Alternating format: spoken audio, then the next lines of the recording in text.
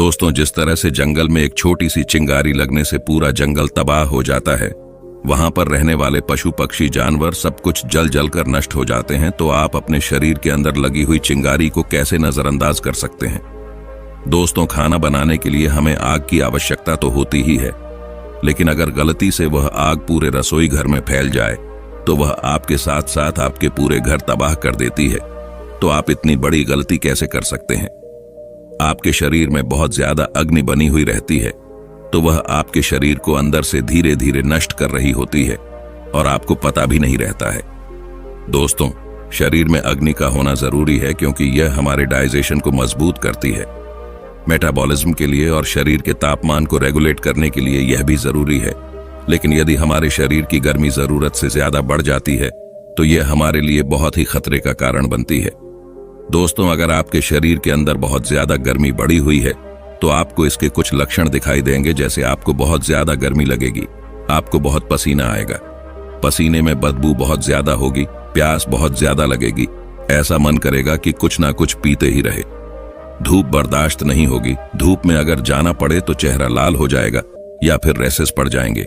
यदि आपके शरीर में कहीं पिगमेंटेशन हो रहे हैं, जैसे छोटे छोटे काले दागों का हो जाना, फोड़े फूसियों से और पैरों के तलवों से गर्माहट का एहसास होना, आंखों में जलन होना, ये सब यह दर्शाते हैं कि शरीर में गर्मी बढ़ी हुई है। इसके साथ ही बालों का समय से पहले सफेद होना, बालों का बहुत ज्यादा झड़ना, महिलाओं को मासिक धर्म के दौरान ज्यादा ब्लडिंग होना या शरीर के किसी भी हिस्से से ब्लडिंग होना, जैसे पाइल्स में खून आना, नाक में नक्सीर आना, यह सब शरीर की गर्मी बढ़े होने के कारण होता है।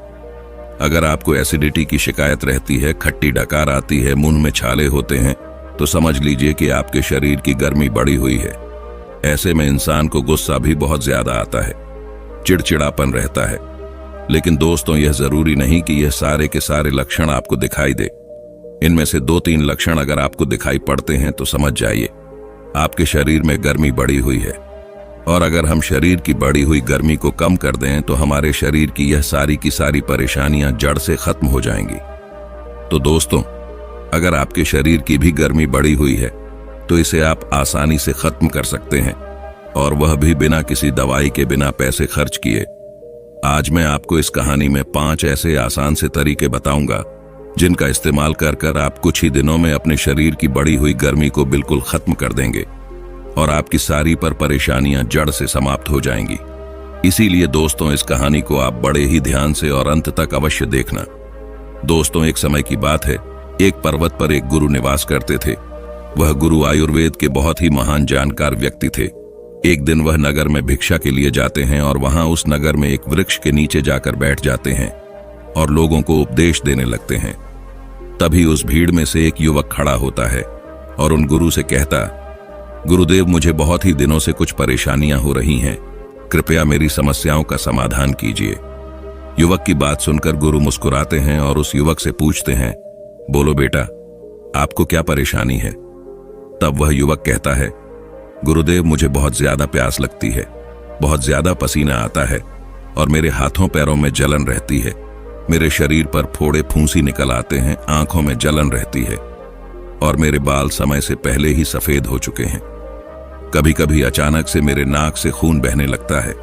उस युवक की पूरी बात ध्यान से सुनने के बाद वह गुरु मुस्कुराते हैं और कहते हैं कि बेटा, ये सारी चीज तुम्हारे साथ इसलिए हो रही है क्योंकि तुम्हारे शरीर के अंदर गर्मी बढ़ी हुई है। गुरु की बात सुनकर युवक उनसे कहता है, हे गुरुदेव, मुझे आप इसका कोई उपाय बताइए ताकि मैं इन परेशानियों से छुटकारा पा सकूं। तब गुरु उस युवक से कहते हैं, बेटा, तुम शांति से बैठ जाओ। फिर वह गुरु सारी सभा को संबोधित करते हुए कहते हैं कि आप सभी मेरी इन बातों को ध्यान से सुनो। आज मैं आपको 5 आसान से तरीके बताऊंगा जिससे आपके शरीर की गर्मी बढ़ी हुई जो है वह कम हो जाएगी, आपके शरीर से गर्मी निकल जाएगी। फिर वह गुरु उन सभी से कहते हैं कि शरीर की गर्मी बढ़ने का मतलब शरीर में पित्त दोष का असंतुलन होना होता है। फिर वह गुरु उन सभी से कहते हैं कि आप यह समझो कि यह गर्मी बढ़ती क्यों है।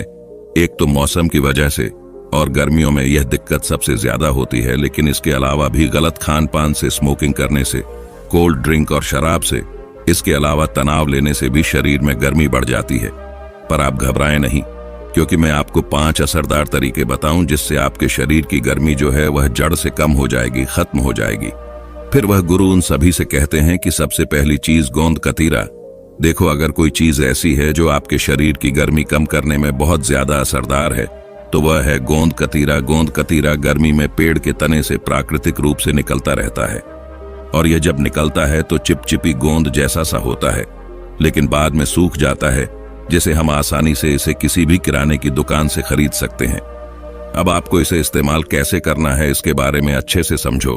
गोंद कतीरा के 4-5 दाने पानी में भिगो देने हैं और भिगोने के बाद लगभग 2-3 घंटे में ही फूलकर यह काफी ज्यादा बड़े हो जाते हैं। इसके बाद आप इसे नींबू पानी में मिलाकर पी लो। देखो, नींबू पानी तुरंत अंदर की गर्मी को कम करता है, लेकिन अगर आप इसे 1 चम्मच गोंद कतीरा के साथ डाल लो तो वह शरीर में गर्मी बढ़ने ही नहीं देते। आपने कभी अगर ठेले पर शिकंजी पी हो तो आपने देखा होगा कि लोग गर्मियों में नींबू पानी में गोंद कतीरा डालते हैं। देखो, चरक संहिता के अनुसार गोंद कतीरा शरीर को गर्मी से बचाने का बहुत ही असरदार तरीका है। यह इतना ठंडा होता है कि इसे सर्दियों में खाने से मना किया जाता है और इसके फायदे यहीं तक नहीं है। गोंद कतीरा का 1 चम्मच अगर आप रोज खाने लग जाओ तो आपका शरीर ठंडा तो रहेगा ही, साथ ही साथ आपका लीवर भी ठीक रहेगा, शरीर की स्ट्रेंथ बढ़ेगी और चेहरे पर तेज आ जाएगा। आप इसे किसी भी शरबत में, नींबू पानी में या फिर सोने से पहले दूध में डालकर भी पी सकते हैं। गोंद कतीरा का अपना कोई स्वाद नहीं होता है, इसीलिए आप इसे दूध में, नींबू पानी में या फिर शरबत में मिलाकर पी सकते हो। सबसे अच्छी बात तो यह है कि गोंद कतीरा का फायदा आप अलग अलग तरीके से ले सकते हो। जैसे अगर गर्मी से आपकी आंखें जलती हो, आंखें लाल हो रही हो, तो ऐसे में गोंद कतीरा को लेकर अपनी दोनों आंखों पर लगाकर 10 मिनट के लिए लेट जाए। ऐसा करने से आपको आराम मिलेगा और आपकी आंखों की जलन जो है वह बिल्कुल खत्म हो जाएगी। गोंद कतीरा को आंखों पर रोज लगाने से डार्क सर्कल भी खत्म हो जाते हैं। इसके अलावा अगर आप गोंद कतीरा को अपने सिर पर और अपने पैरों के तलव पर लगाते हो और 20 मिनट तक छोड़ देते हो और आराम करते हो तो शरीर की गर्मी बाहर निकलने लगती है। गोंद कतीरा किसी भी दुकान पर मिल जाएगा। यह इतनी सस्ती चीज है और गर्मियों में इसके बहुत ही ज्यादा फायदे होते हैं, इसीलिए आप इसे जरूर इस्तेमाल करके देखें। फिर वह गुरु उन सभी से कहते हैं कि देखो, आपको गोंद कतीरा ही खरीदना है, गोंद नहीं, क्योंकि दिखने में दोनों एक समान होते हैं लेकिन दोनों में बहुत ही ज्यादा फर्क होता है। क्योंकि गोंद का प्रयोग हम सर्दियों में लड्डू बनाने में करते हैं, जबकि गोंद कतीरा ठंडा होता है और गोंद पानी में डालने से फूलती नहीं है, लेकिन गोंद कतीरा पानी में डालने से फूल जाता है। फिर वह गुरु उन सभी से कहते हैं कि दूसरी चीज सर को ढकना है। देखो, आपने कड़ी धूप में मजदूरों को काम करते हुए तो देखा ही होगा। भले ही उनके शरीर पर पूरे कपड़े ना हो, लेकिन उनकी एक चीज जरूर होती है कि वह अपने सर को हमेशा ढक कर रखते हैं। आपने कभी सोचा है कि ऐसा क्यों किया जाता है? क्योंकि इसमें गर्मी का असर नहीं होता। सिर्फ सर को ढकने से वह लोग गर्मी से, त्वचा की एलर्जी से, नाक में खून आने से, बालों को झड़ने से रोक लेते हैं। देखिए, इसमें कोई संदेह नहीं है कि सूर्य एक प्राकृतिक डॉक्टर है, लेकिन अब प्राकृतिक प्रदूषण के चलते ओजोन परत में छेद हो गया है, जिससे सुबह 11 बजे के बाद तेज धूप में जहरीली किरण पृथ्वी पर आना शुरू हो जाती है। इस समय जब सूर्य की किरणें हमारे नंगे सिर पर डायरेक्ट पड़ती हैं तो उससे हमारे पूरे शरीर में गर्मी का असर हो जाता है। आयुर्वेद के अनुसार अगर धूप में नंगे सर जाते हैं तो इससे शरीर में गर्मी बढ़ती है और ओजस्वी शक्ति घटती है। अगर संभव हो तो गर्मियों में 11 से लेकर 4 बजे तक घर के भीतर ही रहे, लेकिन अगर बाहर जाना पड़े तो सर को ढक कर जाए। आप सर को ढकने के लिए छतरी का इस्तेमाल कर सकते हैं, टोपी का इस्तेमाल कर सकते हैं। अगर आपके पास कुछ भी नहीं है तो आप रुमाल का इस्तेमाल कर सकते हैं। जब आप अपने सर को ढक लेंगे तो आप महसूस करेंगे कि आपके ऊपर गर्मी का ज्यादा असर नहीं होगा। फिर वह गुरु उन सभी से कहते हैं कि गर्मियों में नहाने के लिए गर्म पानी का परहेज करें, क्योंकि बहुत से लोग गर्म पानी से नहाना पसंद करते हैं। गर्म पानी से नहाने से शरीर की मांसपेशियों को आराम मिलता है, लेकिन गर्म पानी को गर्मियों में सर पर कभी भी नहीं डालना चाहिए, क्योंकि इससे शरीर की गर्मी बढ़ती है और बाल उम्र से पहले ही सफेद होने लगते हैं। बालों में डैंड्रफ हो जाता है और बाल बहुत ज्यादा झड़ने लगते हैं। गर्मियों में शरीर की गर्मी को ठीक करने के लिए आप ठंडे पानी से ही स्नान करें। अगर आपके शरीर में गर्मी बहुत ज्यादा बढ़ी हुई है तो नहाने के पानी में थोड़ा सा गुलाब जल मिक्स कर ले, लेकिन मोटा मोटी बात तो यह है कि आपको आपके सर को गर्मी से बचाना है। फिर वह गुरु उन सभी से कहते हैं कि तीसरी चीज ठंडे पेय पदार्थ। शरीर की गर्मी जब बढ़ती है तो हमें प्यास बहुत ज्यादा लगती है। ऐसा मन करता है कि कुछ ना कुछ पीते ही रहे, लेकिन ऐसे में हम लोग पीते क्या हैं? हम कोल्ड ड्रिंक पीते हैं, जैसे Sprite, coca cola, Pepsi, Limca, या बहुत सारे एनर्जी ड्रिंक पीते हैं जैसे कि स्टिंग। ये सारी कोल्ड ड्रिंक रिफाइंड चीनी से भरी हुई कार्बोनेट ड्रिंक्स है जो हमारी हड्डियों में से कैल्शियम को चूस लेती है। यह सिर्फ कहने को कोल्ड ड्रिंक है, लेकिन हकीकत में इनमें इतनी एसिडिटी होती है कि पेट का पूरा पीएच बैलेंस बिगाड़ देती है। इन कोल्ड ड्रिंक को पीने का मतलब ऐसा है कि आप आग बुझाने के लिए घी का प्रयोग कर रहे हैं। इनको पीने से आपको एसिडिटी होगी, पेट में अल्सर हो सकता है, इसीलिए आपको यह बिल्कुल भी नहीं पीनी है। अगर आप सच में ही शरीर की गर्मी को कम करना चाहते हैं तो कोल्ड ड्रिंक छोड़कर प्राकृतिक ठंडे पदार्थ पिए, जैसे गन्ने का जूस। यह आपको हर जगह बड़ी आसानी से उपलब्ध हो जाएगा। आरएस का एक गिलास तासीर में ठंडा होने की वजह से शरीर की गर्मी को कम करने का एक पौष्टिक और प्रमाणित तरीका है। आयुर्वेद के अनुसार लिवर में बढ़ी हुई गर्मी को कम करने के लिए इसे औषधि के रूप में आज भी इस्तेमाल करते हैं। यह प्राकृतिक रूप से मीठा है, इसलिए इसे डायबिटिक लोग भी पी सकते हैं। आप रोजाना एक गिलास ताजे गन्ने का जूस पीना शुरू कर दो। उसमें नींबू डाल दो, पुदीना डाल दो। इसमें आपको बर्फ नहीं डालनी है, यह आपको बहुत ही ज्यादा ठंड करेगा। दूसरा ठंडा पेय पदार्थ है नारियल पानी।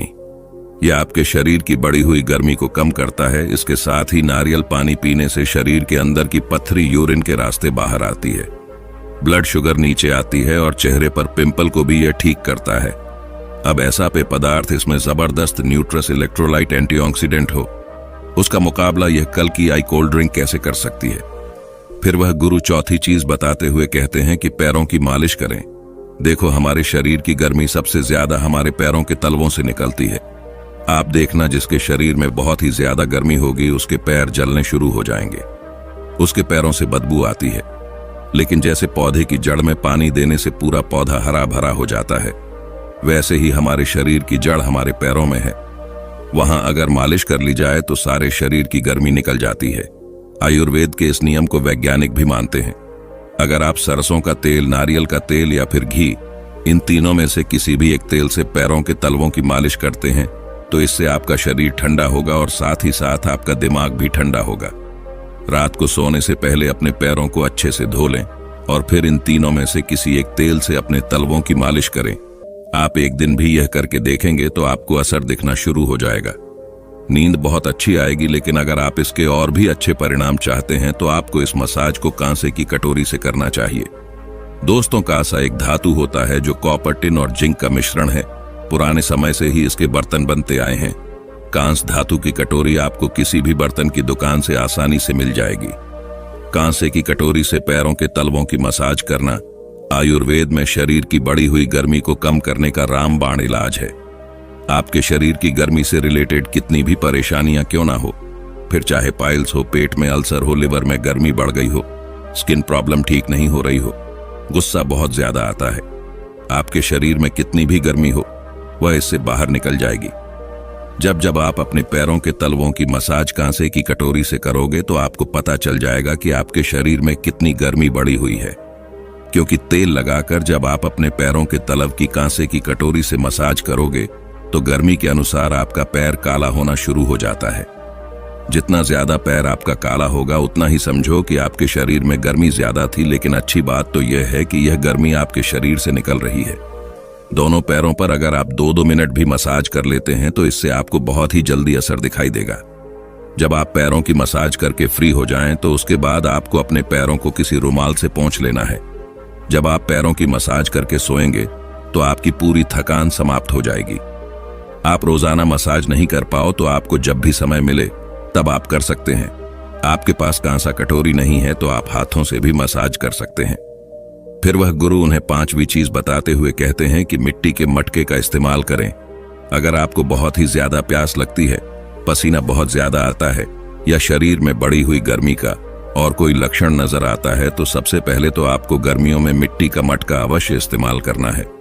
देखो, मिट्टी एक ऐसी चीज है जो प्राकृतिक रूप से शरीर के लिए ठंडी होती है। इसके साथ ही इसमें मिनरल्स बहुत होते हैं। फ्रिज का पानी छूने से भले ही ठंडा लगता हो, लेकिन बर्फ शरीर में गर्मी ही पैदा करती है। दूसरी तरफ मिट्टी के घड़े में जमा किया हुआ पानी प्राकृतिक रूप से ठंडा होता है, और मजे की बात तो यह है कि यह इतना ठंडा होता है कि जिससे प्यास बुझती है, लेकिन गला कभी खराब नहीं होता है। वहीं अगर फ्रिज का पानी आप पी लेते हैं तो कई बार उससे आपका गला भी खराब हो जाता है। इसके साथ ही मटके के पानी में साधारण पानी से एल्काइन ज्यादा होता है और इसमें मिनरल्स भी बहुत ही ज्यादा मात्रा में बढ़ जाते हैं। मिट्टी का घड़ा पुश्तों से चला रहा है, आप पानी को मिट्टी के घड़े में रात में भर के रख दो, सुबह उठकर इसे पियो। ये आपकी गैस की समस्या और एसिडिटी के लिए दवाई का काम करेगा। आजकल तो दुकानों पर भी मिट्टी की बोतल, गिलास, खाना बनाने के बर्तन सब कुछ मिलने लगे हैं। मिट्टी के पात्र में रखा हुआ पानी पीने से आपके शरीर की गर्मी बिल्कुल खत्म हो जाएगी। इसके साथ ही आप मिट्टी के बर्तन को खाना बनाने के लिए भी इस्तेमाल कर सकते हो। किसी भी और धातु के मुकाबले मिट्टी के बर्तन में पका हुआ खाना काफी ज्यादा स्वादिष्ट होता है, ज्यादा न्यूट्रिएंट्स वाला होता है और शरीर की गर्मी को कम करने वाला भी होता है। आप गैस पर भी मिट्टी के बर्तन में खाना बना सकते हैं। देखो, यदि शरीर की गर्मी बढ़ जाए तो बहुत ही ज्यादा परेशान करती है, इसको हल्के में नहीं लेना चाहिए। अगर आप शरीर की गर्मी से परेशान हैं तो यह 5 चीजें अवश्य करें। गोंद कतीरा खाए, धूप में निकले तो सर ढककर निकले, कोल्ड ड्रिंक को छोड़कर प्राकृतिक ठंडे पे पदार्थ पिए, रात को सोने से पहले पैरों के तलवे की मालिश करें। दोस्तों, आज के समय में बहुत से लोग जोड़ों के दर्द, घुटना दर्द, गर्दन दर्द, कमर दर्द से परेशान रहते हैं। आज हम आपको ऐसी होम रेमेडी के बारे में बताऊंगा जिसके इस्तेमाल से सभी प्रकार के दर्द से छुटकारा पा सकते हैं। ये आपकी बॉडी में सभी जोड़ों के दर्द को, चाहे किसी भी जोड़ में हो, चाहे आपके घुटने में हो, चाहे गर्दन में हो, चाहे कमर में हो या और भी किसी जोड़ में हो, इन सभी को परमानेंटली खत्म करने के लिए बहुत ही ज्यादा इफेक्टिव है। इस होम रेमेडी को आप सिर्फ 5 मिनट में अपने घर पर खुद ही बड़ी आसानी के साथ तैयार कर सकते हैं और रोजाना इसको बिना किसी परेशानी के इस्तेमाल भी कर सकते हैं। तो चलिए, बिना किसी देरी के इस इंटरेस्टिंग वीडियो को शुरू करते हैं और जानते हैं इस बहुत ही बेहतरीन होम रेमेडी के बारे में। दोस्तों, अगर आप जोड़ों के दर्द को परमानेंटली और जड़ से ठीक करना चाहते हैं तो सबसे पहले आपको यह जानना जरूरी है कि आपके जोड़ों के अंदर दर्द होता क्यों है। इसमें 3 ऐसे कारण होते हैं जो कि आपके जोड़ों के अंदर दर्द पैदा करने के लिए रिस्पॉन्सिबल होते हैं। सबसे पहला और सबसे बड़ा कारण होता है कैल्शियम की डिफिशियंसी। दूसरा कारण हो सकता है कि आपके जॉइंट्स के अंदर जो कार्टिलेज है वह कार्टिलेज घिस गई है। यह कार्टिलेज बेसिकली हर एक जॉइंट के अंदर एक कैप्सूल जैसा स्ट्रक्चर होता है। एक ऐसा कैप्सूल जैसा चीज होती है जो कि आपके जॉइंट को प्रोटेक्ट करती है और वहां पर चिकनाहट पैदा करती है, और जो दोनों हड्डियां हैं वह आपस में घिसती नहीं है। कभी कभी क्या होता है कि यह कार्टिलेज घिसने लगती है और उसकी वजह से वहां पर गैप भी कम हो जाता है और दूसरे वहां पर ग्रीस की कमी हो जाती है। तो यह भी एक बहुत बड़ा कारण है जॉइंट पेन को पैदा करने के लिए। तीसरा कारण हो सकता है इन्फेक्शन, यानी अगर आपके जॉइंट्स में इन्फेक्शन हो जाए तो उसकी वजह से भी वहां अगर सूजन और दर्द पैदा होने लगा हो। इसमें जितने भी इंग्रेडिएंट्स हमने इस्तेमाल किए हैं यह इन्हीं 3 कॉसेस को टारगेट करते हुए, इन्हीं को ध्यान में रखते हुए हमने सेलेक्ट किए हैं। सबसे पहली चीज, सबसे पहले इंग्रेडिएंट्स के लिए और हड्डियों को मजबूत बनाने के लिए कितना इंपॉर्टेंट है, इसका अंदाजा आप इस बात से लगा सकते हैं कि जब बच्चा पैदा होता है तो उसे समय उसको सिर्फ और सिर्फ नेचर ने ऐसा बनाया है कि वह दूध ही पी सकता है। इसकी वजह यही है कि नेचर जानता है कि एक बच्चे को ग्रो करने के लिए, उसकी हड्डियों को बढ़ाने के लिए दूध ही सबसे अच्छी ऐसी चीज है जो कि उसको फायदा पहुंचा सकती है। दूसरा, इंग्रेडिएंट्स को बनाने में मुख्य 2 इंग्रेडिएंट्स लगते हैं। आपके जॉइंट्स के ऊपर आप इनको इस्तेमाल करेंगे तो इन दोनों के अंदर पाए जाने वाले जो एंटी पैरामीटर इफेक्ट्स हैं और एनाल इफेक्ट्स हैं, यह आपके जोड़ों के अंदर मौजूद सूजन को कम करेंगे और वहां पर दर्द को भी कम करने का काम करते हैं। इसके साथ साथ एक बहुत ही बढ़िया इफेक्ट इनको इस्तेमाल करने से आपको मिलता है, वो यह कि आपके जॉइंट्स के अंदर जो कार्टिलेज घिस गई है वह कार्टिलेज रिपेयर होने लगती है और वहां पर ग्रीस बढ़ने लगता है, जिसकी वजह से आपके जॉइंट्स हेल्दी बनते हैं और आपको दर्द की शिकायत, आर्थराइटिस की शिकायत में काफी ज्यादा आराम मिलता है। वैसे कभी आपने सोचा है कि आपके जॉइंट्स के अंदर यह कार्टिलेज आखिर कम होता क्यों है, किस वजह से यह घिसने लग जाता है? दोस्तों, बहुत सारे रीजंस हो सकते हैं, जिसमें कि 2 सबसे मेन रीजन है जो कि 90% लोगों में पाए जाते हैं। पहला रीजन हो सकता है कि आपका वजन बहुत ज्यादा है। दूसरा, एक बहुत बड़ा कारण होता है आपकी बॉडी के अंदर कोलेस्ट्रॉल का कम हो जाना। कोलेस्ट्रॉल बेसिकली एक ऐसा प्रोटीन है जो कि इस कार्टिलेज को बनाने का काम करता है। आपका जो कार्टिलेज है इसका कुछ पार्ट होता है वह इस कोलेस्ट्रॉल से ही बनता है। उम्र बढ़ने के साथ साथ कई बार हमारी बॉडी के अंदर ये कम होने लगता है, इसका प्रोडक्शन कम हो जाता है और इसी वजह से यह जॉइंट कार्टिलेज कमजोर पड़ने लगता है। तो इसलिए अगर आपकी उम्र बढ़ने लगी है या अगर आपको जॉइंट पेन की शिकायत होने लगी है तो उसे केस में आपको क्या करना है, आपको अपनी डाइट में ऐसी चीजों को शामिल करना है जो कि आपकी बॉडी के अंदर प्रोटीन के प्रोडक्शन को बढ़ा देती है, जिसमें बहुत ही बढ़िया चीज एक है जो कि आपकी बॉडी में इसके प्रोडक्शन को बढ़ाती है और वह है ग्रीन लेडी वेजिटेबल्स। जितनी भी हरे पत्तेदार सब्जियां होती हैं ये बहुत ही अच्छा सोर्स होती हैं प्रोटीन का, तो इनको आप इस्तेमाल कर सकते हैं। इसके अलावा आप टमाटर को इस्तेमाल कर सकते हैं, इसके अलावा आप ब्रोकली को इस्तेमाल कर सकते हैं, चिकन को आप इस्तेमाल कर सकते हैं। अंडे की जो सफेदी होती है इसके अंदर बहुत अच्छी मात्रा में आपको प्रोटीन मिलता है, तो इसको भी आप ले सकते हैं। और जितने भी सी फूड्स होते हैं यानी फिश है या क्रॉप्स है, लोबस्टर्स हैं, जो भी और चीज जो समुद्र के अंदर पाई जाती हैं उनके अंदर भी बहुत अच्छी मात्रा में प्रोटीन होता है, तो इनको भी अगर आप रेगुलरली खाएंगे तो आपकी बॉडी में कभी भी इनकी कमी नहीं होगी। इसके अलावा बहुत सारे आजकल सप्लीमेंट्स भी मार्केट में आने लगे हैं जो कि आपकी बॉडी के अंदर प्रोटीन की पूर्ति करते हैं। ऐसा ही एक बहुत बड़ा सप्लीमेंट है जो मैं पहले भी कई बार आपको रिकमेंड कर चुका हूं और आज एक बार फिर रिकमेंड कर रहा हूं। अगर आपको जॉइंट पेन की शिकायत रहती है, आपका कार्टिलेज घटने लगा है, आपके जोड़ लिब्रे कम होने लगा है, तो आप इन चीजों का खाना स्टार्ट कर दीजिए। आपके जोड़ों का दर्द धीरे धीरे कम होने लगेगा। तीसरा इंग्रेडिएंट जो कि इस होम रेमेडी के लिए आपको चाहिए वो है सिनेमन, यानी कि दालचीनी। दोस्तों, दालचीनी के अंदर सिनेमाइड नाम का एक एक्टिव कंपाउंड होता है जिसमें एंटी इन्फ्लेमेटरी और एनाल्जेसिक प्रॉपर्टीज होती हैं। यह आपके जॉइंट की कार्टिलेज को भी रिपेयर करता है और वहां पर ग्रीस को भी बढ़ाने का काम करता है, जिसकी वजह से जॉइंट पेन में आपको आराम मिलता है। जो आखिरी इंग्रेडिएंट्स भी एनर्जी की फैक्टर रखता है और एंटी इन्फ्लेमेटरी होता है, तो इसको इस्तेमाल करने से भी आपके जोड़ों के दर्द में आराम मिलता है। इस होम रेमेडी को तैयार करना भी दोस्तों बहुत ज्यादा आसान है। इसको बनाने के लिए आपको एक गिलास दूध लेना है और उसको गर्म करने के लिए गैस पर रख देना है। जब यह दूध आपका उबलने लगे तो इसमें आपको डालना है 1 चम्मच घिसा हुआ अदरक, आधा चम्मच आपको डालना है हल्दी, 1 टुकड़ा इसमें आपको डालना है। दालचीनी का करीब 1 से 1.5 इंच का टुकड़ा ले सकते हैं। अगर पीसी हुई दालचीनी आपके पास है तो 1/4 चम्मच आप किसी भी दालचीनी का पाउडर भी डाल सकते हैं। इसके अलावा इसमें आपको डालनी है काली मिर्च, करीब 3 से 4 काली मिर्च आप ले लीजिए, उनको कूट लीजिए और इसके अंदर मिला दीजिए।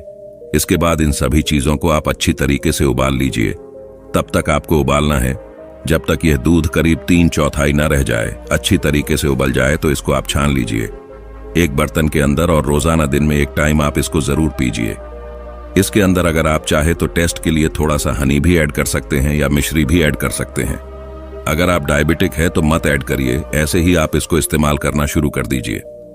इस रेमेडी को दोस्तों जब आप इस्तेमाल करेंगे तो पहले ही दिन से आपको आराम मिलना शुरू हो जाएगा और आपके दर्द में और मूवमेंट नजर आएगी।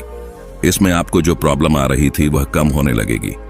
21 दिन तक रेगुलरली अगर इस नुस्खे को आप ले लेंगे तो आपको बहुत ही अमेजिंग रिजल्ट्स मिलेंगे और जोड़ों के दर्द की आपकी प्रॉब्लम 90% तक घट जाएगी।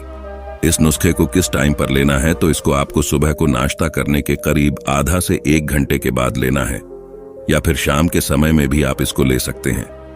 खाना खाने के फौरन बाद नहीं लेना है, करीब करीब खाना खाने के और इसके बीच में 1 घंटे का गैप जरूर रहना चाहिए। दोस्तों, शरीर के 3 शत्रु खत्म हो जाएंगे, कमजोरी, थकान और आलस्य, और तुम्हारा शरीर ऊर्जा से भर जाएगा और मन प्रसन्न रहेगा। केवल आपको आज की इस कहानी को ध्यान से सुनना होगा। तो चलिए शुरुआत करते हैं। अगर आप हमेशा ही थकान से परेशान रहते हैं, अगर आप थोड़ा सा काम करने पर ही थकने लगते हैं, अगर आपको हमेशा ही कमजोरी महसूस होती है, चक्कर आते हैं, तो आज मैं आपको एक ऐसी चीज के बारे में बताने वाला हूं जिनको अगर आप हर रोज खाते हैं तो मात्र 10 दिन के अंदर अंदर ही आपके शरीर की सारी कमजोरी दूर हो जाएगी और आप ऊर्जावान और ताकतवर महसूस करोगे। एक बार एक आयुर्वेदिक गुरु अपने कुछ शिष्यों को शरीर की ताकत के बारे में बता रहे थे। उन्होंने अपने शिष्यों को कहा कि अगर तुम सुबह सुबह यह एक चीज खा लोगे तो कभी भी शरीर में कमजोरी नहीं होगी। वह गुरु सभी शिष्यों से कहते हैं कि बेटा, हमारे शरीर में कमजोरी तब होती है जब हमारे शरीर में किसी चीज की कमी होती है, लेकिन अगर तुम अपने शरीर की कमी को ढूंढकर उसकी पूर्ति कर लेते हो तो तुम्हारे शरीर में फिर से ताकत आ जाती है। देखिए, शरीर की ताकत को बढ़ाने के लिए सबसे जरूरी क्या है, पहले उसके बारे में बात करते हैं। पहला, अगर आपके शरीर में आयरन की कमी है तो आपका शरीर कभी भी ऊर्जावान नहीं रह सकता है। दूसरा, अगर आपके शरीर में मैग्नीशियम की कमी है तो आपका शरीर जो है वह कमजोरी महसूस करेगा और आप में आलस्य भी आएगा। तीसरा, अगर आपके शरीर में विटामिन डी की कमी है तो यह भी आपकी कमजोरी का कारण हो सकती है। और चौथा, अगर आपके शरीर में ओमेगा फैटी एसिड की कमी है तब भी आपका शरीर कमजोर महसूस करेगा। इसके बाद वह गुरु अपने सभी शिष्यों को कहते हैं कि अगर तुम सभी इन चारों चीजों की कमी को अपने शरीर से दूर कर दो तो तुम्हारा शरीर ताकत से भर जाएगा और तुम्हें कभी भी आलस्य और कमजोरी महसूस नहीं होगी। अब इन चारों चीजों की कमी को पूरा करने के लिए आपको क्या करना होगा, उसे आप बड़े ही ध्यान से सुनो। हम बात करते हैं सबसे पहले आयरन के बारे में। आयरन हीमोग्लोबिन का सबसे महत्वपूर्ण घटक होता है। आयरन का काम ऑक्सीजन को पूरे शरीर में पहुंचाने का होता है। अगर शरीर में लोहे की कमी होती है तो व्यक्ति को एनीमिया हो सकता है। एनीमिया होने से शरीर में कमजोरी और सुस्ती छा जाती है।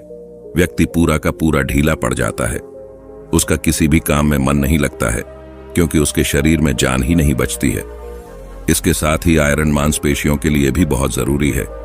आयरन शरीर में ऊर्जा के स्तर को बढ़ाता है, तो इतने सारे फायदे आपको आयरन से मिल जाते हैं।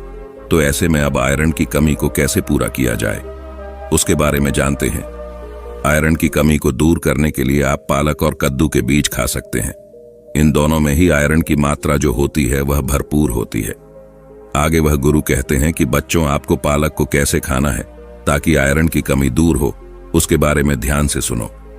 वैसे तो पालक को खाने के बहुत सारे तरीके हैं, लेकिन अगर आप पालक को सलाद के रूप में खाते हैं तो इसका सबसे ज्यादा फायदा आपको मिलता है। आप कच्चे पालक में नींबू का रस, टमाटर और अन्य सब्जियां मिलाकर सलाद के रूप में इसका सेवन कर सकते हैं। ऐसा करने से इसका स्वाद भी बेहतर होगा और यह और भी ज्यादा गुणकारी होगा। अगर आप इसे नहीं खा सकते हैं तो आप इसे पकाकर भी खा सकते हैं। अगर आप इसे पकाकर खाएंगे तो कच्चे पालक के मुकाबले आप पका हुआ पालक ज्यादा खा पाएंगे, जिससे आपको ज्यादा फायदे इसके मिलेंगे। आप इसे अलग अलग चीजों के साथ पकाकर खा सकते हैं, जैसे पालक पनीर, पालक पराठा या फिर पालक का सूप। इसके अलावा आप पालक का जूस बनाकर भी इसका सेवन कर सकते हैं। इसे अन्य फल व सब्जियों के साथ मिलाकर एक स्वस्थ और पोषक जूस भी आप बना सकते हैं। आगे वह गुरु कहते हैं कि बेटा, अगर आप पालक को नींबू के, टमाटर के साथ या संतरे के साथ या फिर खट्टे फलों के साथ लेते हैं तो यह आपको और भी ज्यादा फायदा देता है। लेकिन अगर आप कुछ गलतियां करते हैं तो आप चाहे कितना भी पालक खा ले या फिर कुछ भी खा ले, आपके शरीर में आयरन की कमी कभी भी पूरी नहीं हो पाएगी। जैसे कि अगर आप भोजन के साथ चाय और कॉफी लेते हैं या फिर खाना खाने के तुरंत बाद आप चाय या फिर कॉफी पीते हैं, तो ऐसा करना आपके लिए बहुत ही खतरनाक साबित हो सकता है, क्योंकि यह गलती आपके शरीर से आयरन को सोख लेगी और आयरन की कमी को कभी भी पूरा नहीं होने देगी। तो ऐसी गलतियां करने से आप बचें। आयरन की कमी को दूर करने का तरीका का मैंने आपको बता दिया है। आइए अब जानते हैं हमारी दूसरी चीज मैग्नीशियम के बारे में। इसका क्या महत्व है और इसकी कमी को दूर करने के लिए आपको क्या करना होगा। मैग्नीशियम आपकी मांसपेशियों की कार्यक्षमता को बढ़ाता है। यह मांसपेशियों के तत्वों को सही ढंग से काम करने में मदद करता है, जिससे मांसपेशियों की ताकत और सहन शक्ति बढ़ती है। मैग्नीशियम एटीपी के निर्माण में मदद करता है, जो कि शरीर की ऊर्जा का मुख्य स्रोत है। पर्याप्त मैग्नीशियम के बिना ऊर्जा उत्पादन कम होता है, जिससे थकान और कमजोरी होती है। कुल मिलाकर मैग्नीशियम आपके शरीर में ऊर्जा बढ़ाने का और आपकी हड्डियों को ताकतवर बनाने का काम करता है। आगे वो गुरु कहते हैं कि बच्चों, मैग्नीशियम के लिए आप वैसे तो बहुत सारी चीजें खा सकते हैं, लेकिन मैं तुम्हें कुछ महत्वपूर्ण चीजों के बारे में बताता हूं जो आपको आसानी से मिल भी जाएगी और आपको ज्यादा फायदे भी देगी। जैसे कि मैंने आयरन की कमी को पूरा करने के लिए पालक और कद्दू के बीज बताए थे, वैसे ही यह दोनों चीजें आपको मैग्नीशियम की भरपाई करने में भी सहायता प्रदान करेंगी। ये दोनों चीजें आप यहां भी खा सकते हैं। इनके अलावा आप और भी हरे पत्तेदार सब्जियां खा सकते हैं। नट्स और बीज में आप कद्दू के बीज, अलसी के बीज, तिल के बीज, जिया के बीज और बादाम खा सकते हैं। ये सभी चीजें आपको मैग्नीशियम भरपूर मात्रा में देगी। इनके अलावा आप दाल में मसूर और चने की दाल भी खा सकते हैं। इनमें भी आपको मैग्नीशियम अच्छी मात्रा में मिलता है। इनके अलावा चावल, ओट्स और केले में भी आपको मैंगनीज अच्छी मात्रा में मिल जाता है। आप मैग्नीशियम की पूर्ति के लिए इन सभी चीजों में से कुछ भी खा सकते हैं। जो भी आप खाना चाहे वह आप खा सकते हैं। इन चीजों को खाकर आप मैग्नीशियम को बढ़ा सकते हैं और अपने शरीर में ऊर्जा और ताकत को बढ़ा सकते हैं। लेकिन कुछ गलतियां अगर आप यहां पर करेंगे तो आप चाहे कुछ भी खा लें, लेकिन कभी भी मैग्नीशियम की पूर्ति नहीं कर पाएंगे और अपने शरीर की ताकत को कभी नहीं बढ़ा पाएंगे। वह गलतियां हैं अत्यधिक शराब का सेवन करना, ज्यादा कैफीन का सेवन करना, गलत चीजें जैसे जंक फूड, फास्ट फूड का सेवन करना आपके मैग्नीशियम स्तर को नहीं बढ़ने देता है। इसके अलावा अगर आप मीठी चीजें ज्यादा खाते हैं तो वह भी आपके लिए ज्यादा नुकसानदायक होती है, क्योंकि अत्यधिक चीनी का सेवन शरीर में मैग्नीशियम की कमी का कारण बनता है, क्योंकि चीनी के पाचन के लिए अधिक मैग्नीशियम की आवश्यकता होती है।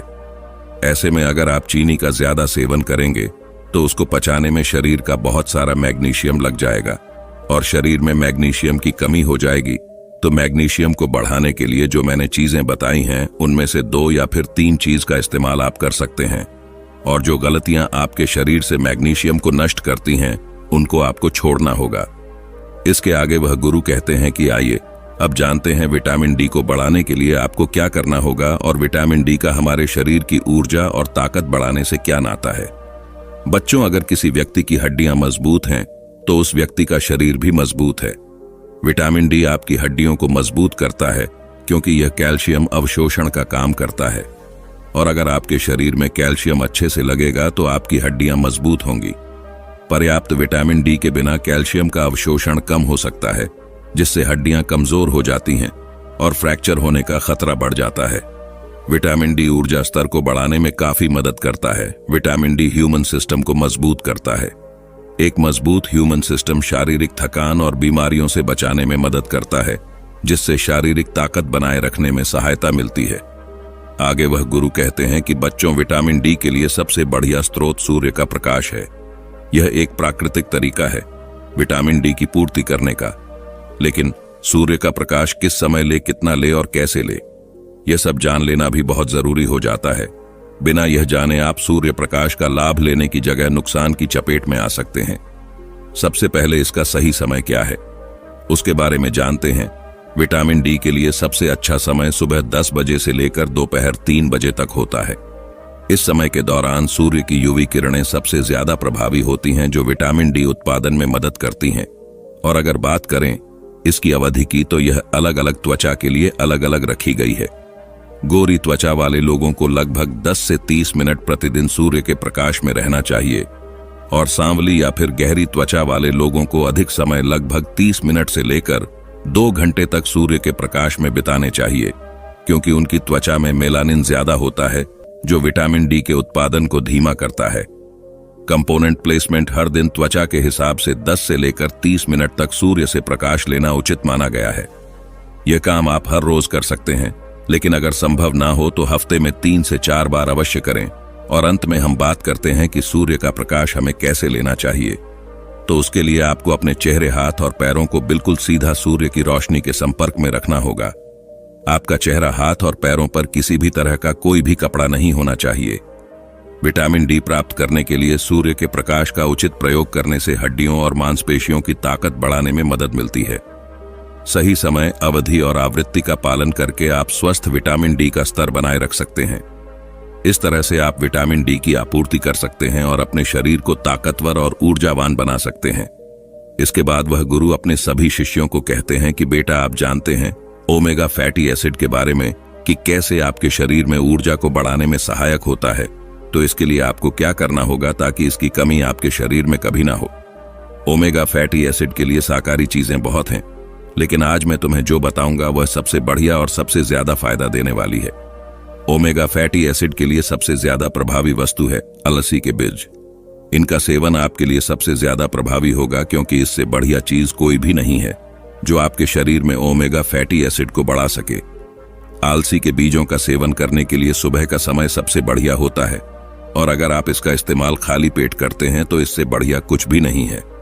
और आप इन बीजों का इस्तेमाल साबित ना करें, क्योंकि साबुत बीजों को पचाने में हमारे पेट के लिए थोड़ा सा कठिन होता है। लेकिन अगर आप इन बीजों को पीसकर इस्तेमाल करते हैं तो यह पचने में सरल हो जाते हैं। इसका प्रयोग आप सुबह खाली पेट दही के साथ कर सकते हैं। इसके अलावा आप पानी के गिलास में थोड़ा सा इसका पाउडर डालकर भी इसका इस्तेमाल कर सकते हैं। इसके अलावा आप सलाद और सब्जी में मिलाकर भी इसका इस्तेमाल कर सकते हैं। इसके अलावा आप अपने आटे में इसका पाउडर मिलाकर भी इसकी रोटी बनाकर इसका इस्तेमाल कर सकते हैं। यह भी आपके लिए सबसे बढ़िया होगा। इस तरह से आप अपने शरीर में ओमेगा फैटी एसिड की कमी को पूरा कर सकते हैं और ऐसा करके आप अपने शरीर से इन चारों चीजों की कमी को पूरा कर पाएंगे और आपके शरीर को ऊर्जा और ताकत से भर पाएंगे और आपके शरीर की ऊर्जा और ताकत मात्र 10 दिन में बढ़ने लगेगी। नमो बुद्धाय मित्रों, एक बार गौतम बुद्ध अपने आश्रम में अपने सभी शिष्यों को शिक्षा दे रहे थे कि दुनिया की सबसे तेज छुरी हमारी जबान है और दुनिया के सबसे खतरनाक हथियार हमारे शब्द है, जो बिना किसी का खून बहाए लोगों को अंदर ही अंदर मार सकते हैं।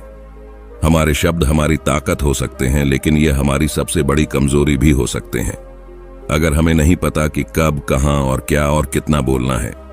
यदि हम सही समय पर सही इरादे के साथ सही शब्दों का प्रयोग करते हैं तो यह हमें एक सफल व्यक्ति बनाता है, लेकिन अगर हम सही समय पर सही इरादे से सही शब्दों का इस्तेमाल नहीं करते तो यह हमारे जीवन को नर्क से बदतर बना सकता है। तो दोस्तों, आज की स्टोरी के माध्यम से मैं आपको बताने वाला हूं कि चुप रहकर कैसे हम अपने जीवन को बदल सकते हैं। आपको चुप रहने की शक्ति का एहसास इस वीडियो में होने वाला है। वीडियो शुरू करने से पहले कमेंट बॉक्स में नमो बुद्धाय लिखकर वीडियो को लाइक जरूर करें। तो चलिए शुरू करते हैं इस कहानी को। जापान में एक बहुत ही प्रसिद्ध बौद्ध भिक्षुक रहा करते थे। उनका नाम रिसाई था। रिसाई अकेले रहते थे। दुनिया के शोर शराबे से दूर जंगल में वो रहते थे और वह बड़े ही ध्यानी और प्रभु भक्त व्यक्ति थे, इसलिए वह पूरे जापान में बहुत अधिक प्रसिद्ध थे। एक दिन एक राजकुमार रिसाई के पास आया और बोला, हे प्रिय भिक्षु, मैं हमेशा थका हुआ, निराश और परेशान महसूस करता हूं। मेरा मन बहुत अशांत रहता है। हालांकि मेरे पास सब कुछ है, दौलत, शोहरत, सुख सुविधाएं जो हर व्यक्ति चाहता है या पाने की इच्छा करता है, लेकिन फिर भी मेरे अंदर इतनी अशांति और चिंता क्यों है? रिसाई ने उसकी बात बहुत ही ध्यानपूर्वक सुनी और कुछ सोचने के बाद कहा, तुम इस प्रश्न का उत्तर जानते हो, बस तुमने कभी इस प्रश्न को हल करने की कोशिश नहीं की है। रिसाई ने आगे कहा, मैं एक रिसर्च करना चाहता हूं, क्या तुम मेरा साथ उसमें दोगे? इस रिसर्च के बाद तुम्हारे जीवन में किसी भी तरह की अशांति और चिंता नहीं रहेगी। ये बातें सुनकर राजकुमार बहुत हैरान था। उसने रिसाई से कहा, बताइए मुझे क्या करना होगा? अपने मन की शांति के लिए मैं कुछ भी करने को तैयार हूं। राजकुमार की इन्हीं बातों को सुनकर भिक्षु ने कहा, तो फिर आप अगले 15 दिन के लिए मेरे आश्रम में रहोगे और एक सामान्य व्यक्ति की तरह अपना जीवन व्यतीत करोगे और इन 15 दिनों में तुम अकेले और चुपचाप रहोगे, जितना हो सके कम बोलोगे। राजकुमार उस भिक्षु की बातें सुनकर सहमत हो गया। पहले दिन राजकुमार को लगा कि उसका मन सामान्य से अधिक अशांत और विचलित है। उसके मन में तरह तरह के विचार आ रहे हैं और वह आम लोगों की तरह जीवन जीने में असहज महसूस कर रहा है। उसे अंदर से बोलने की इच्छा हो रही थी, लेकिन वह चुपचाप रहा। उसके मुंह से एक भी शब्द नहीं निकला, बस वह चुपचाप बैठा रहता। लेकिन रात होते होते उसे अंदर ही अंदर शांति का अनुभव होने लगा। उसके लिए यह अनुभव अजीब था। वह खुद से पूछ रहा था कि वह अंदर ही अंदर इतना खुश क्यों है और उसकी आंतरिक बेचैनी और चिंता कम क्यों होने लगी है। अगले दिन राजकुमार अकेला चुपचाप बैठा रहा और वह प्रकृति को निहार रहा। वह पौधों को, फूलों को, आकाश में उड़ रहे पक्षियों को। वह अपने जीवन में पहली बार यह अद्भुत दृश्य महसूस कर रहा था कि उसके पास कितनी सुंदरता है। वह दिन भर प्रकृति की सुंदरता को निहारता रहता और उसकी ताजगी को महसूस करता रहता। इसी तरह से 10 दिन बीत गए और उसके मन की सारी बेचैनी, सारी हलचल, सारी उथल पुथल और सारा तनाव गायब हो गया। 11वें दिन की सुबह राजकुमार फिर से एकांत में बैठ गया और कुछ ही मिनटों में उसकी आंखें अपने आप बंद हो गईं और वह गहरे ध्यान में चला गया। वह पूरे दिन वहीं पर आंखें बंद करके बैठा रहा और गहरे ध्यान में डूबा रहा। ना कोई शब्द, ना कोई चिंता। राजकुमार भीतर से असीम शांति और आनंद से भर गया। राजकुमार अपने बाकी के 4 दिन इसी तरह गहरे ध्यान में व्यतीत करने के बाद 15 दिन बाद रिसाई के सामने प्रस्तुत हुआ और रिसाई को प्रणाम करके बोला, प्रिय भिक्षु, मुझे उत्तर मिल गया कि मेरे मन में इतनी उथल पुथल और चिंता क्यों थी। मैं जान गया कि मेरा मन इतना अशांत और विचलित क्यों था। रिसाई मुस्कुराते हुए पूछा, बताओ क्या उत्तर मिला तुम्हें? राजकुमार ने कहा, मैं आवश्यकता से अधिक बातें करता था। मैं किसी पर भी अपने शब्द और ऊर्जा व्यर्थ करता था।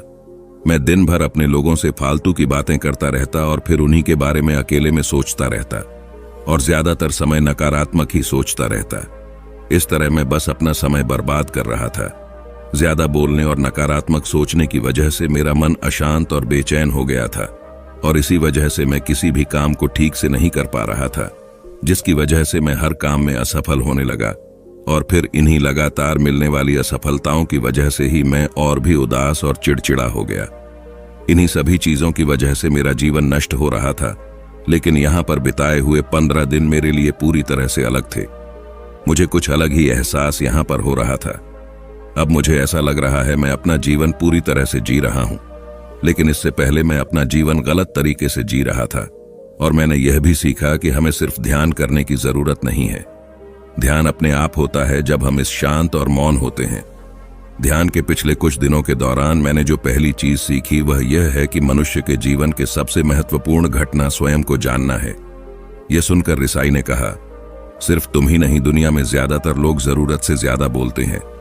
आज भी लोग ज्यादातर समय केवल एक दूसरे को नीचा दिखाने के लिए ही बोलते हैं। कुछ लोग ना चाहते हुए भी बातें करते हैं और अपना जीवन बर्बाद कर लेते हैं। रिसाई ने राजकुमार को चुप रहने का महत्व समझाते हुए कहा, एक बार गौतम बुद्ध से उनके शिष्यों ने पूछा, प्रिय बुद्ध, आप ज्यादातर समय चुप क्यों रहते हैं?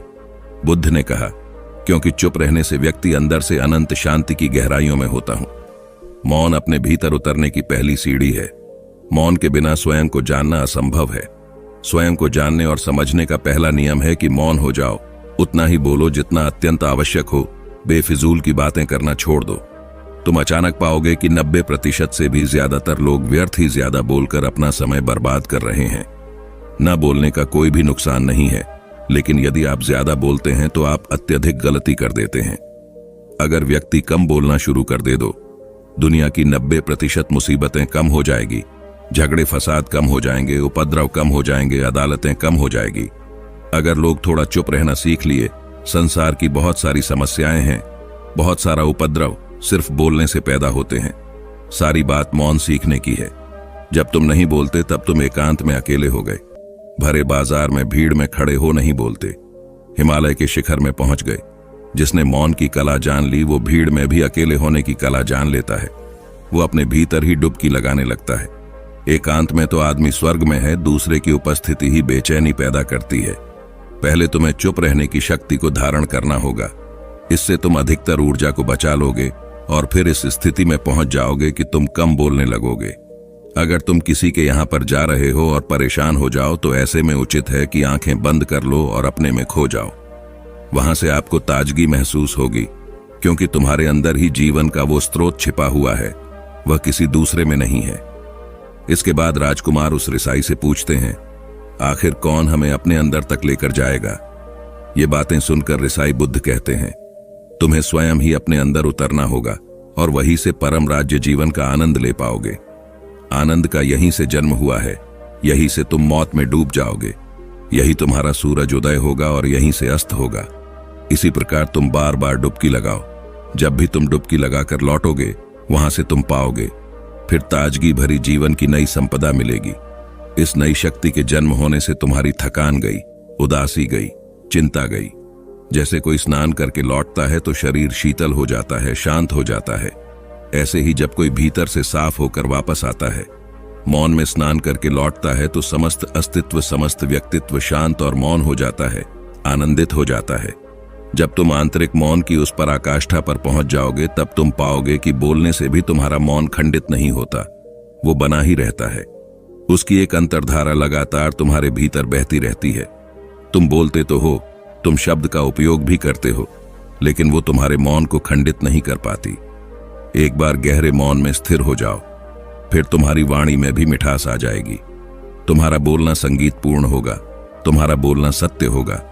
तुम बोलोगे तो दूसरों पर भी शीतलता छा जाएगी। जैसे ही तुम अंदर से चुप होते हो, तुम इतने शक्तिशाली होने लगते हो कि समाज की निर्भरता तुम छोड़ने लगते हो और तुम्हारे जीवन में एक मस्ती आती है जो केवल दीवानों के जीवन में होती है। तुम्हारे चेहरे पर एक नई रौनक आ जाती है, तुम्हारी आंखें किसी अमृत के समान हो जाती हैं और तुम अनंत शांति के समुद्र में डूबने लगते हो। इतना कहकर भिक्षु रिझाई ने अपनी बात खत्म की और वो मौन में चले गए। राजकुमार उनका धन्यवाद कर कर अपने महल में चला गया। दोस्तों, आपने भी अनुभव किया होगा कि बहुत ज्यादा बात करने से दिमाग अशांत हो जाता है। जिससे हम अपने दिमाग पर नियंत्रण खो देते हैं और साथ ही अपना ध्यान भी खो देते हैं। जो लोग बहुत ज्यादा बोलते हैं उनके पास किसी एक काम पर ध्यान केंद्रित करने की काबिलियत नहीं होती। वो अपने किसी भी लक्ष्य पर पूरी तरह से केंद्रित नहीं कर पाते। अगर हमारा दिमाग एक जगह केंद्रित नहीं है तो हम जीवन की सच्चाई नहीं समझ पाते और ना ही मनचाही सफलता कभी हासिल कर पाएंगे। इसके अलावा भी आपने देखा होगा कि जो लोग अधिक बोलते हैं वो अक्सर लोगों के बीच हंसी का पात्र बन जाते हैं, और जो लोग कम बोलते हैं और अपनी बात पर कायम रहते हैं उन्हें लोगों से सम्मान मिलता है। लोग उनकी बातों को सुनते हैं और उन पर भरोसा भी करते हैं। जो लोग जरूरत से अधिक बोलते हैं और अपने विचारों के बारे में पक्के नहीं होते, उनका दिमाग स्थिर और विचलित रहता है, शोर से भरा रहता है, और एक अशांत दिमाग वाला व्यक्ति जीवन में किसी भी चीज में सफल नहीं हो पाता, क्योंकि वह किसी भी काम में फोकस नहीं कर पाता। यदि किसी व्यक्ति को यह पता है कि उसे कब, कहां और क्या बोलना है तो वह व्यक्ति सच में बहुत बुद्धिमान है, और ऐसा व्यक्ति जहां भी जाता है उसका व्यक्तित्व आकर्षण का केंद्र बन जाता है और वह जो कुछ भी करता है उसमें सफल अवश्य होता है। अगर हम किसी महान और सफल व्यक्ति के व्यक्तित्व को गहराई से देखें तो पाएंगे कि वो कम बोलते हैं और कम से कम शब्दों में अपनी बात खत्म कर देते हैं। वो बोलने से पहले वो चीजों और जिसके बारे में उसे बोलना है उनके बारे में गहराई से सोचते हैं। लेकिन जो लोग बहुत ज्यादा बोलते हैं, बहुत बार वो झूठ भी बोलते हैं और अपनी बातों से दूसरों के मन और विचारों पर कचरा डालते रहते हैं। वह ज्यादातर समय दूसरों की बुराई करते रहते हैं, इसलिए उनके अपने भी उनसे नफरत करने लगते हैं और उनसे बचने की कोशिश करते हैं। हमारे भारतीय उपनिषदों में कहा गया है कि हमारे शब्द वास्तविक ब्रह्म शक्ति हैं। मौन से धैर्य आता है, धैर्य से ध्यान, और ध्यान से हम अपने जीवन के बारे में जागरूक हो जाते हैं। इसलिए अगर हम ज्यादा बात करते हैं तो हम मौन को खो देते हैं, जो मन की शांति का पहला स्तंभ है। दोस्तों, आज से हम भी चुप रहने का अभ्यास अवश्य करेंगे। आज से हम भी वही बोलेंगे जो जरूरी है, और हम कोशिश करेंगे कि कम से कम शब्दों में अपनी बात खत्म करें, और हो सके तो कोशिश करेंगे कि रोज कम से कम 30 मिनट एकांत में चुपचाप बैठेंगे। और मुझे पूरा विश्वास है कि इससे हम सबके अंदर एक सकारात्मक बदलाव जरूर आएगा। इसी के साथ इस वीडियो को खत्म करते हैं। दोस्तों, किसी के भी मन की बातें जानने के लिए 3 तरीके होते हैं, लेकिन इन तीनों तरीकों को समझना अति आवश्यक है। यदि आप इन तीनों तरीकों को समझ लेते हैं तो आप किसी के भी मन की बातें बहुत ही आसानी से जान सकते हैं, समझ सकते हैं। तो चलिए इसे एक बुद्ध कहानी के माध्यम से समझते हैं कि किस तरह से आप दूसरों की मन की बातें जान सकते हैं, समझ सकते हैं। उससे पहले यदि आप महात्मा बुद्ध के भक्त हैं तो वीडियो को लाइक करें और चैनल को सब्सक्राइब करके बेल नोटिफिकेशन को ऑन कर ले। साथ ही कमेंट बॉक्स में नमो बुद्धाय अवश्य लिखें। बहुत समय पहले की बात है, एक छोटा सा गांव था। उस गांव में 2 भाई रहा करते थे। एक भाई अंधा था, जिसके कारण वो हमेशा घर पर ही बैठा रहता था, और छोटा भाई खेती किया करता था। लेकिन खेतों में अधिक जानवर आने से पूरी फसलें नष्ट हो जाती थीं, जिस कारण छोटा भाई बहुत परेशान हो चुका था। तभी उसे एक तरकीब सूझी। एक दिन उसने सोचा, खेतों में से इन जानवरों को भगाने के लिए क्यों ना मैं अपने भाई की मदद लूं। वैसे भी भैया अंधे हैं, अगर वह खेत में बैठे रहेंगे और जानवरों की आहट आने पर वह उन्हें जोर से चिल्लाकर भगा सकते हैं, जिससे हमारी फसलें बच सकती हैं। इसलिए उन्हें मैं खेत में बिठा देता हूं। ये सब सोच विचार करने के बाद उसने अपने खेत में ही एक छोटी सी छप्पर तैयार की और अपने अंधे भाई को उस खेत में बैठा दिया और उनसे कहा, भैया यदि कोई जानवर की आहट आपको सुनाई दे तो आप जोर जोर से चिल्लाना। यह सुनकर वह जानवर यहां से भाग जाएंगे और हमारी फसलें नष्ट होने से बच जाएगी। अंधा भाई अपने छोटे भाई की बात मान लेता है और वो उस दिन से खेत में ही रहना शुरू कर देता है। जब भी किसी जानवर की आहट उसे सुनाई देती तो वो तुरंत जोर जोर से चिल्लाना शुरू कर देता, जिससे वह जानवर उसके खेतों से भाग जाते। ऐसा करते करते कई दिन बीत चुके थे। तभी एक दिन उसके खेत में एक हिरण भागता हुआ आता है और वह खेत के बांध को गिरा कर वहां से भाग गया। लेकिन उसी हिरण का पीछा करते हुए एक राजा भी उस खेत में आ पहुंचा। तभी राजा की नजर उस अंधे भाई पर जाती है। राजा उस व्यक्ति से कहता है, देखो मैं यहां पर एक जानवर का पीछा करते हुए आया हूं, क्या तुमने उस जानवर को यहां पर देखा है? इस पर वो भाई कहता है, हे राजन, मैं तो अंधा हूं, मैं भला किसी जानवर को कैसे देख सकता हूं? लेकिन मैं आपको इतना जरूर बता सकता हूं कि जो जानवर मेरे खेतों से होकर भागा है वह आपके लायक नहीं। आप उसके पीछे अपना समय यूं ही व्यस्त कर रहे हैं। राजा उस अंधे व्यक्ति की बात सुनकर अचरज में हो गया। वो ये सोचने लगा कि आखिर यह तो अंधा है, फिर इसे कैसे पता कि जिसे हिरण को मैं तलाश रहा हूं वह हिरण मेरे लायक है ही नहीं। यह अंधा व्यक्ति मुझे कैसे बता सकता है। तभी राजा उस अंधे व्यक्ति से कहता है, कहीं तुम मुझसे झूठ तो नहीं कह रहे हो। एक तरफ तुम ये कहते हो कि तुम अंधे हो और दूसरी तरफ तुम ये भी कह रहे हो कि जो जानवर यहां से भागा है वो मेरे लायक नहीं है। इस पर वो अंधा व्यक्ति कहता है, हे राजन, जिसे आप एक हिरण समझ रहे हैं, असल में वह एक हिरण नहीं है बल्कि एक हिरणी है और वह भी गर्भवती है। और जहां तक मुझे जानकारी है, मैंने कभी किसी राजा को किसी गर्भवती हिरणी का शिकार करते हुए नहीं सुना है और इसी कारण मैं आपसे ये कह रहा हूं कि वो हिरणी आपके लायक नहीं है। आप उसके पीछे अपना समय व्यर्थ ना करें। यह सुनकर राजा और भी अचरज में हो गया। वो ये सोचने लगा कि आखिर ये अंधा आदमी ये कैसे जान सकता है कि वो हिरणी है और गर्भवती है।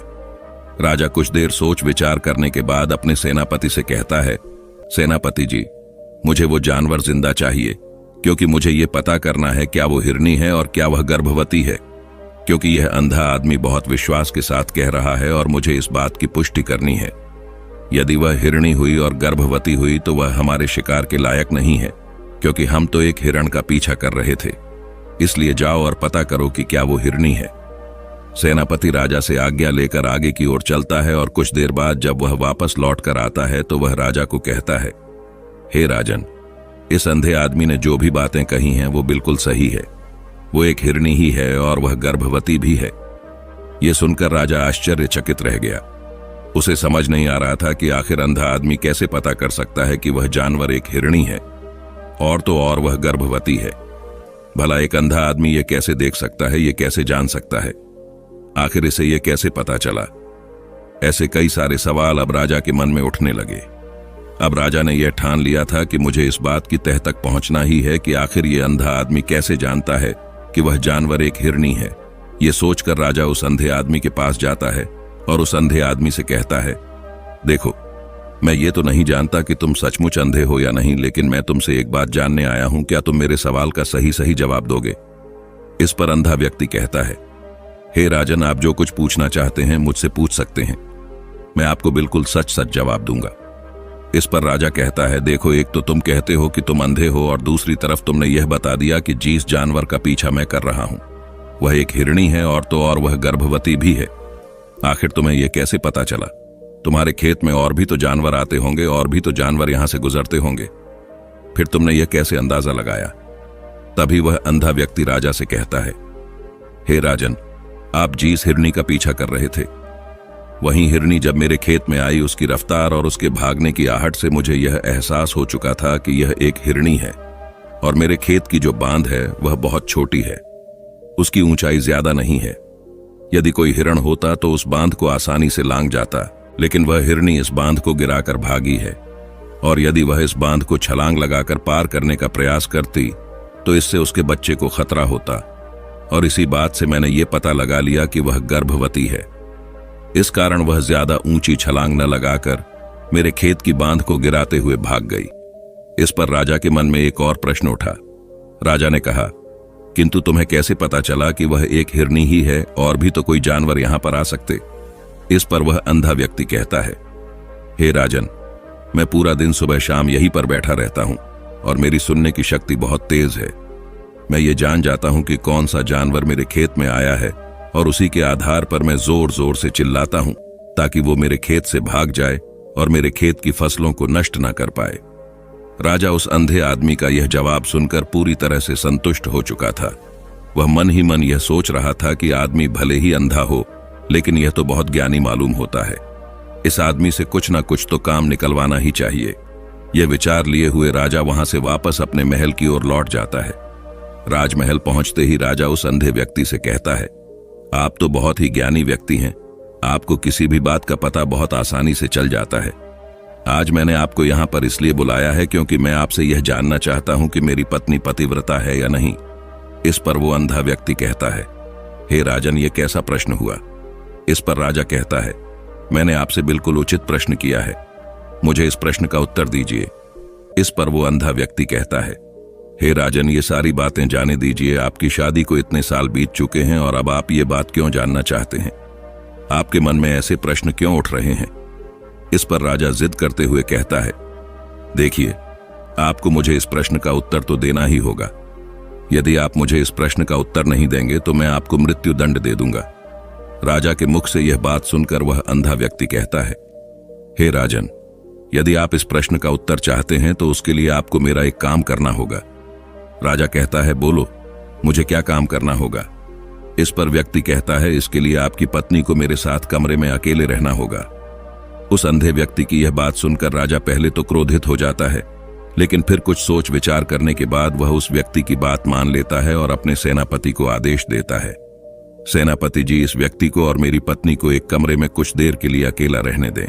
सेनापति बिल्कुल वैसा ही करता है। अब राजा की पत्नी और अंधा आदमी एक कमरे में बंद हो चुके होते हैं।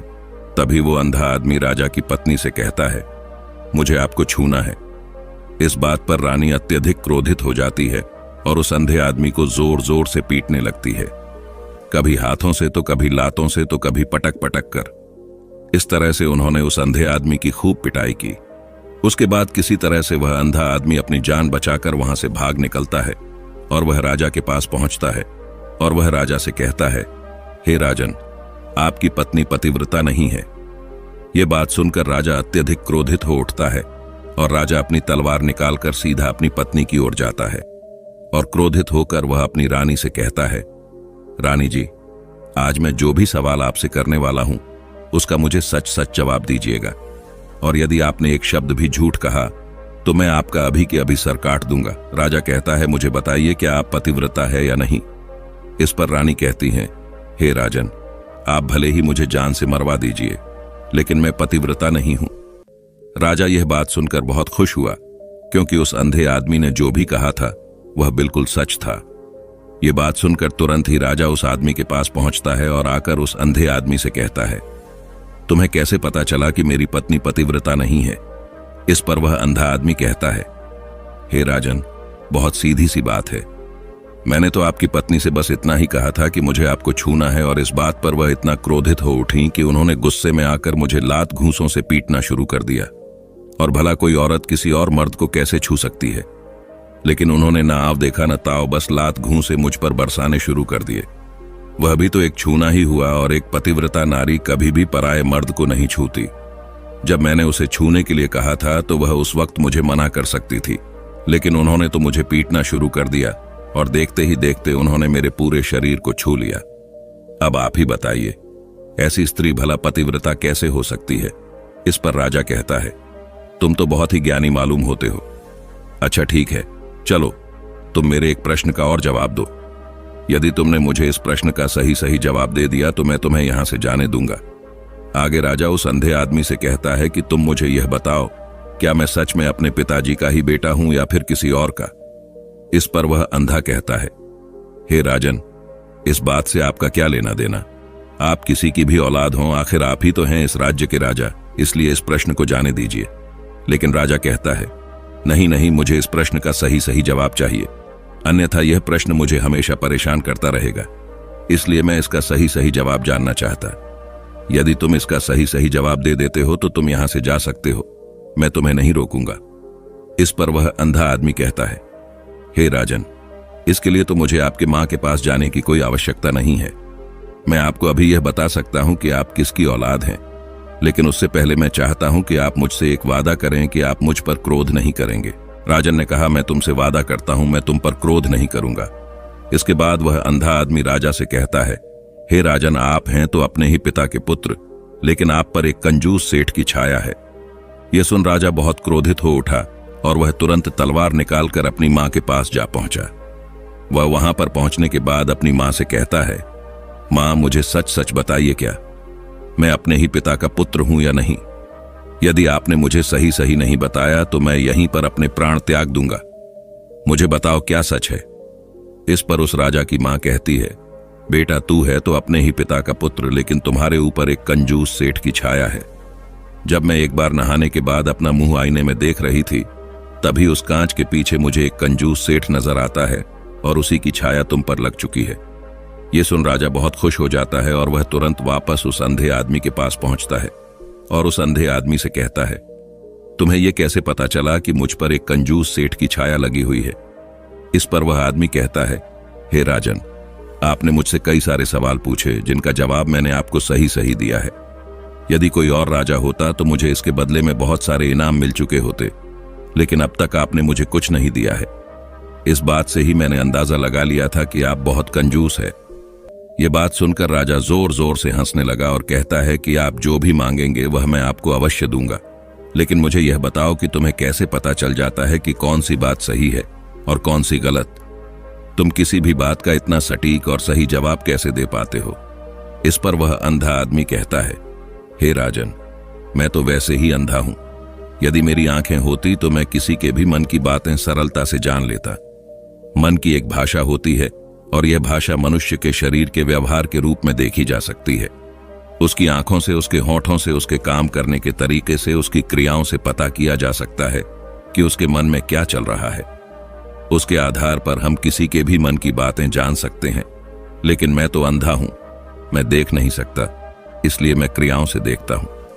यदि मुझे कोई बात जाननी हो तो अगले आदमी को कुछ काम देना होता है, जिस पर वह व्यक्ति किस प्रकार काम करता है, किस तरीके से इस काम को करता है, उसके आधार पर ही मैं यह पता कर पाता हूं कि उसके मन में क्या चल रहा है। तभी वह राजा कहता है, तो क्या इसका अर्थ यह हुआ कि मैं भी किसी के मन की बातें जान सकता हूं? इस पर वह अंधा आदमी कहता है, हे राजन, अवश्य आप किसी भी व्यक्ति के मन की बात जान सकते हैं, किंतु उससे पहले आपको अपने ऊपर काम करना होगा, और वह काम है अपने मन को शांत करना, अपने मन को वर्तमान में लाना होगा, जिसके लिए मैं आज आपको 3 तरीके बताने वाला हूं। और ये तीनों ही तरीके बहुत ही आसान और सरल है। किंतु हे राजन, उससे पहले आपको एक काम करना होगा, अपने मन को एकाग्र करना।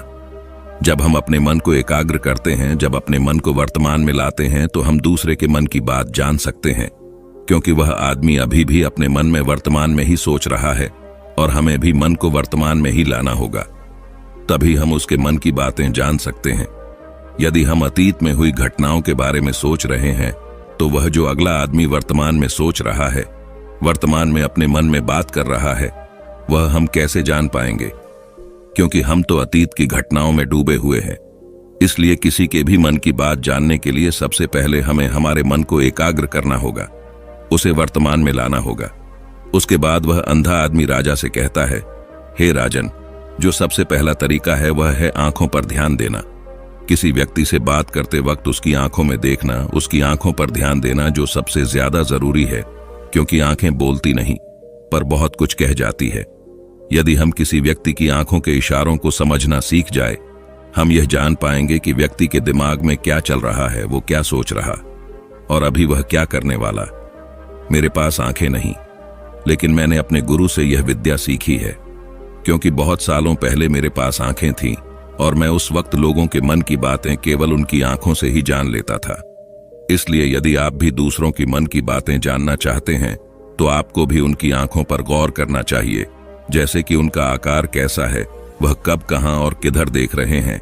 यदि उसकी आंखें यहां वहां घूम रही हैं, जब आप उससे बातें कर रहे हैं, तो वह इधर उधर देख रहा है, कभी ऊपर तो कभी नीचे, या कभी आसपास, या फिर उसकी आंखें खुश नजर आ रही हैं, या फिर आंखें निराश नजर आ रही हैं। जैसे कि चोर होता है, उसकी आंखों में जब हम देखते हैं तो हमें यह पता चलता है कि अगले आदमी ने कोई गलती की है। ठीक उसी प्रकार जब हम किसी चालाक व्यक्ति की आंखों में देखते हैं, तो आपको पता चलेगा कि उसकी आंखों में एक भाषा होती है। एक बहुत ही सीधा और आसान तरीका होता है। यदि आपको यह पता लगाना है कि सामने वाला व्यक्ति आपसे झूठ कह रहा है या फिर सही, तो आपको उसकी आंखों पर ध्यान देना अति आवश्यक है। यदि आपसे बात करते वक्त वह व्यक्ति अपनी आंखें यहां वहां घुमा रहा है, ऊपर नीचे, इधर उधर, दाएं बाएं, हर जगह देख रहा है, तो इसका अर्थ यह हुआ कि वह उस बात से निकलने का कोई रास्ता ढूंढ रहा है और कोई झूठ बना रहा है। यदि सामने वाला व्यक्ति आपसे कुछ झूठ कहने का प्रयास कर रहा है, तो वह आपसे नजर नहीं मिलाएगा। वह यहां वहां देखेगा, ऊपर नीचे देखेगा, लेकिन वह आपकी आंखों में आंखें डालकर कभी नहीं देख पाएगा, क्योंकि उसे डर है कि यदि उसने आपकी आंखों में आंखें डालकर देखी तो उसका झूठ जाना जाएगा और लोगों को सच्चाई का पता चल जाएगा। और इसी प्रकार कुछ और भी भाषाएं होती हैं। जब आप किसी की आंखों में आंखें डालकर यह देखना शुरू कर देंगे कि उसके हाव भाव क्या है उसके चेहरे के हाव भाव से पता कर सकते हैं। तो फिर चाहे इंसान जुबान से कुछ बोले या ना बोले, लेकिन आप उसके चेहरे से सब कुछ पता कर सकते हैं। आगे व्यक्ति राजा से तीसरा तरीका बताते हुए कहता है, हे राजन, इसी प्रकार तीसरी भाषा भी है, अर्थात तीसरा तरीका भी है, और वह है हाथों के इशारे और शरीर का व्यवहार। मन की बात समझने के लिए हमें हाथ के इशारे और शरीर के व्यवहार को समझना बहुत आवश्यक है। कोई व्यक्ति जब बात करता है तो आपने देखा होगा कि वो अपने हाथों को हिलाता रहता है, अपने हाथों से इशारा करता रहता है। बातों के साथ साथ अपना शरीर का जो व्यवहार है, अर्थात बॉडी लैंग्वेज, उसका भी पूरा उपयोग करता है, जिससे हमें यह पता चल पाता है कि वह व्यक्ति हमारी बातों पर कितना ध्यान दे रहा है और उसके मन में क्या चल रहा है। शरीर के व्यवहार को देखने के लिए उसके हाथ मटकाने, शरीर मटकाने और चेहरे पर बार बार हाथ लगाना, हाथों का एक दूसरे से मसलना, ऐसी बहुत सी क्रियाएं होती हैं, उस पर हमें ध्यान देना अति आवश्यक है। मन की बात को समझने के लिए हमें शरीर के व्यवहार को भी समझना होता है। यदि हम इन 3 तरीकों को सही तरीके से ध्यान देकर अच्छे से समझ लेते हैं तो हम बहुत जल्दी किसी भी व्यक्ति के मन की बातें बहुत सरलता और सहजता से जान सकते हैं। इसलिए यदि आपको किसी के मन की बातें जाननी है तो आपको उसकी आंखों पर, उसके चेहरे पर, उसके शरीर के हाव भाव को और उसके हाथों को ध्यानपूर्वक देखना और समझना होगा, जिससे आप यह समझ पाएंगे कि आखिरकार उसके मन में क्या चल रहा है और वह क्या सोच रहा है। लेकिन उससे पहले आपको अपने मन को एकाग्र करना होगा, शांत करना होगा और अपने मन को वर्तमान में लाना होगा। तभी आप उस व्यक्ति की इन सभी क्रियाओं पर ध्यान दे पाएंगे, उन्हें समझ पाएंगे। अन्यथा आप यदि अतीत की घटनाओं में व्यस्त हैं, भविष्य की योजनाओं में व्यस्त हैं, तो आप उस व्यक्ति के हाव भाव पर कभी ध्यान ही नहीं पाएंगे और ना ही आप कभी यह समझ पाएंगे कि आखिर उस व्यक्ति के मन में क्या चल रहा है, वह क्या सोच रहा है। आपने देखा होगा कि ऐसे कई संत महात्मा हैं जो बहुत ही शांति से आपको देखते हैं और आपको देखकर ही यह बता देते हैं कि आपके मन में क्या चल रहा है, आप उनसे क्या जानने आए हैं। और इसका प्रमुख कारण यही है कि वह आपको समझ सकते हैं, आपकी मन की बातें जान सकते हैं, क्योंकि उनका मन एकाग्र है, शांत है